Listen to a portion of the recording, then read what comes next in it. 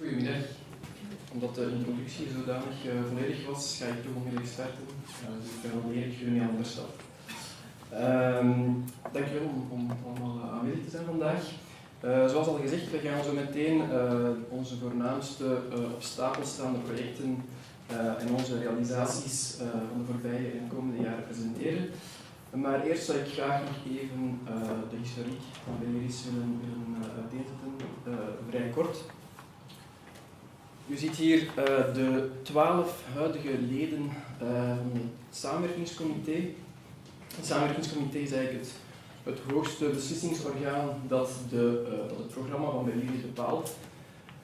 Beliris is eigenlijk oorspronkelijk de eerste vermelding van Beliris is in een wet van 1989, waarin een initiatief werd voorzien om de hoogstedelijke rol en de internationale uitstraling van Brussel te versterken. Recent zijn de leden van het samenwerkingscomité verhoogd tot 12 verschillende partijen. Aan de linkerkant ziet u de federale ministers, aan de rechterkant de regionale ministers. Beliris is namelijk een samenwerkingsakkoord tussen de federale staat enerzijds en tussen het Brusselse hoofdstedelijk gewest anderzijds. Elk van die twee partijen heeft dus 6 vertegenwoordigers in dat comité die samen de programma's van Beliris bepalen.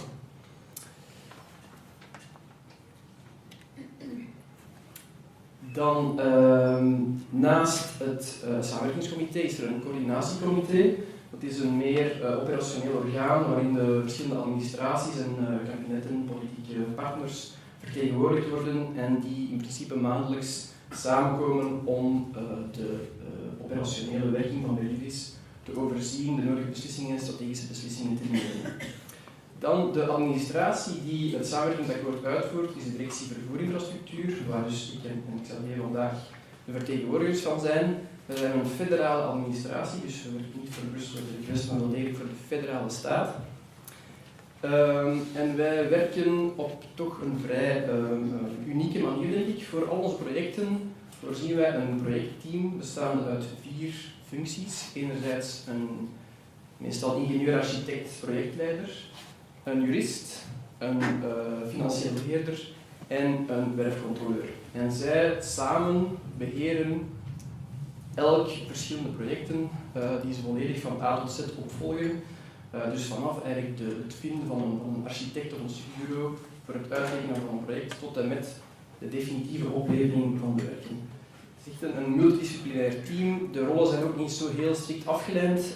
In de studiefase bijvoorbeeld zijn het echt wel de projectleider en de jurist die samen het project beheren.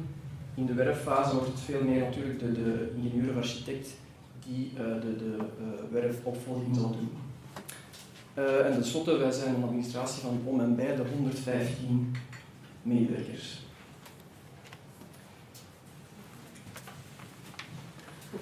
Bonjour. Je ne sais pas si c'est très visible. Mais donc pour continuer à nous présenter en bref, comment sommes-nous structurés? Donc en gros, autour de la direction gravitent 4 services.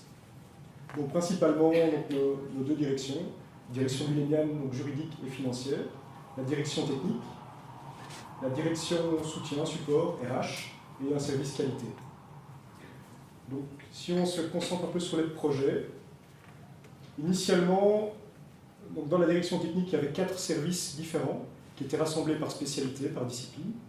Donc on fait essentiellement, enfin on fait un peu de tout, on fait de l'espace public, du bâtiment et du génie civil.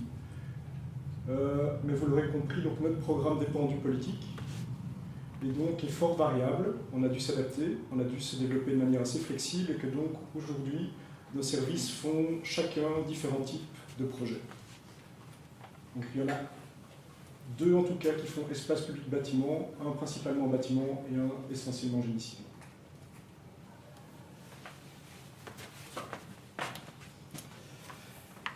Dus nog eens in een notendop, wat is onze missie? We zijn een samenwerking tussen de federale staat Brussel en het Brusselse hoofdstedelijk gewest. En dus we moeten de uitstraling van Brussel als hoofdstad en internationale stad bevorderen, verbeteren aan de hand van bouw-, renovatie- en restauratieprojecten waarvoor wij zullen optreden, meestal als bouwheer en of als financier van die verschillende projecten.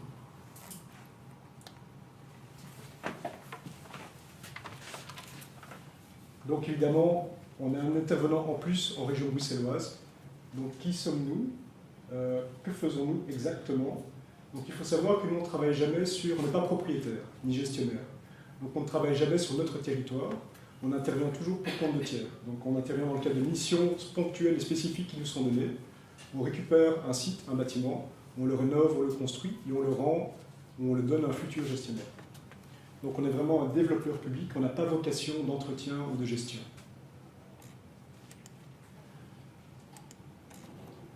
Donc c'est que, pourquoi Belléris? C'est une question vaste sur laquelle tout le monde aura un avis. Je pense qu'initialement, l'État fédéral a voulu garder une certaine maîtrise financière par rapport au montant et au fonds qui étaient alloués à la région bruxelloise. Il faut reconnaître que c'est aussi une aide, donc c'est 115 collaborateurs, c'est une aide en termes de capital humain. Pour le développement, il y a beaucoup de projets en région bruxelloise. Avec le temps et les compétences qu'il y a, je pense qu'on a vraiment développé une compétence en termes de gestion de projet. Il faut savoir qu'on fait parfois des projets quand même de dimension importante dans des communes ou pour certains organismes qui ne sont pas structurés pour ça.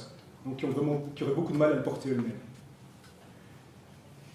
Donc, et aussi, de temps en temps, on dépasse une seule administration, c'est-à-dire qu'on va parfois, par exemple, comme le pôle Schuman, c'est un pôle qui rassemble aussi bien des compétences des gestionnaires régionaux que Infrabel, la SNCB.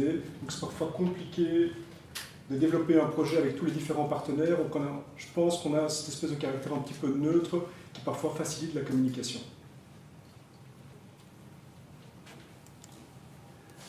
On nous avait demandé d'essayer de mettre en avant les interactions qu'on a avec nos différents partenaires et principalement la région. Donc, le slide n'est pas très joli, mais pour vous expliquer en quelques mots, clairement, on ne fait pas ça tout seul dans notre coin. Donc on travaille de manière fort collaborative. Le projet part par son programme. Et là, ça varie. Parfois, on reçoit un programme tout fait à uniquement mettre en œuvre. Parfois, on nous demande notre assistance dans le développement du programme. Ça dépend vraiment d'un projet à l'autre. Mais en tout cas, c'est toujours en collaboration intensive avec les futurs gestionnaires, forcément. D'un point de vue études, on travaille par le comité d'accompagnement. Donc, c'est-à-dire qu'on s'impose une structure interne, on s'impose un groupe de suivi, une équipe, pour veiller au bon déroulement du projet, et qui rassemble tous les différents intervenants, tous les différents interlocuteurs. Donc on ne vient pas proposer un produit fini, on le développe avec tous les différents intervenants. Au niveau du permis d'urbanisme, là c'est une procédure administrative officielle, mais nous sommes restés en contact avec BDU pour essayer de répondre aux questions éventuelles. Les travaux, donc durant le chantier, ça dépend un petit peu des entités, donc chacune a ses habitudes. Avec les communes, ils vont souvent être fort présents, pas toutes.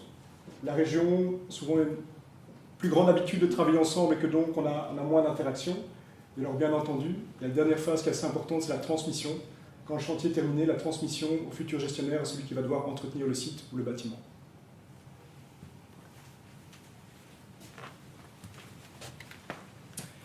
Enkele cijfers.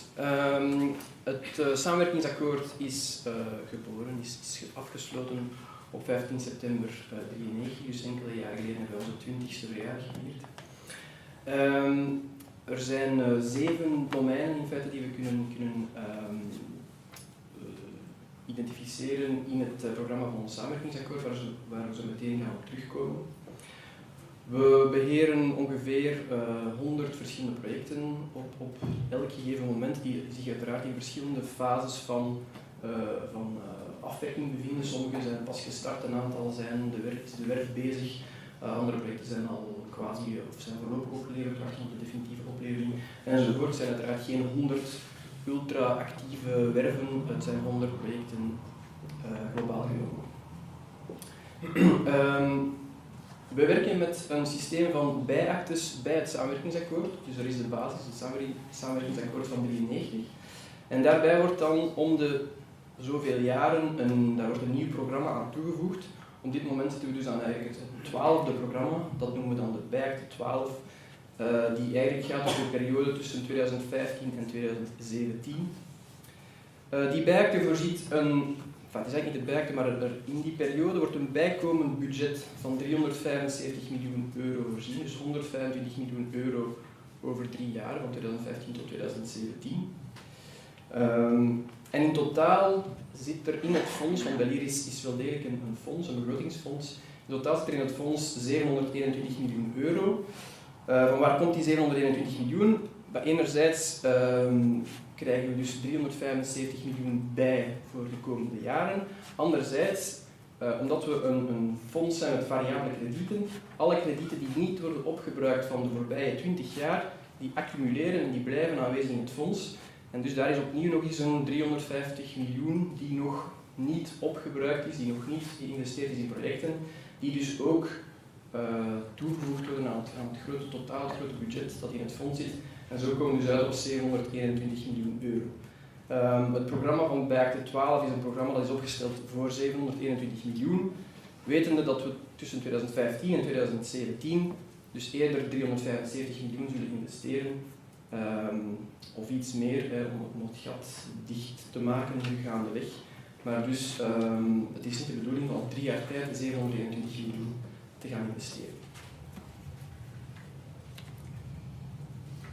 Ja, gewoon om erop te wijzen dat we dus uiteraard die nieuwe programma's, die voorzien uiteraard telkens het vervolg van ons vorig programma dat al aan de gang is.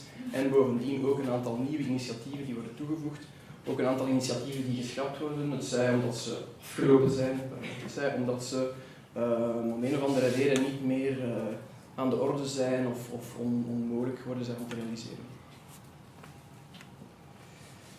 Ja, mijn excuses voor deze slide. Ik had een taartdiagrammetje voorzien dat een beetje overzichtelijker was. Dit zijn de 10 verschillende domeinen waarin voorzien wordt in het programma. Dus zoals jullie zien, een zeer groot aandeel van de totale investeringen gaat naar mobiliteit. We gaan zo meteen een overzicht geven van de verschillende initiatieven die op stapel staan. Maar het gaat dus over onder andere metro's, tramlijnen, aanleg van wegen enzovoort. Een deel voor de investeringen in de Europese wijk. Dan zijn er de culturele, wetenschappelijke en patrimoniale initiatieven. Ook een aantal beschermde goeden die op het programma staan. De groene ruimtes, dus de parken. De wijkcontracten. En sinds kort ook de stadsvernieuwingscontracten. Het is misschien interessant om te weten dat Belliris sinds 2000 telkens min of meer 4 wijkcontracten heeft opgenomen in zijn programma. Geen volledige wijkcontracten. Belliris doet altijd een aandeel in een bestaand wijkcontract die uiteraard onder de coördinatie van het Brusselse Stedelijk Gewest worden gerealiseerd door de gemeentes. Belliris komt daar intussen voor een deel en voert ook zelf dat deel van het project uit.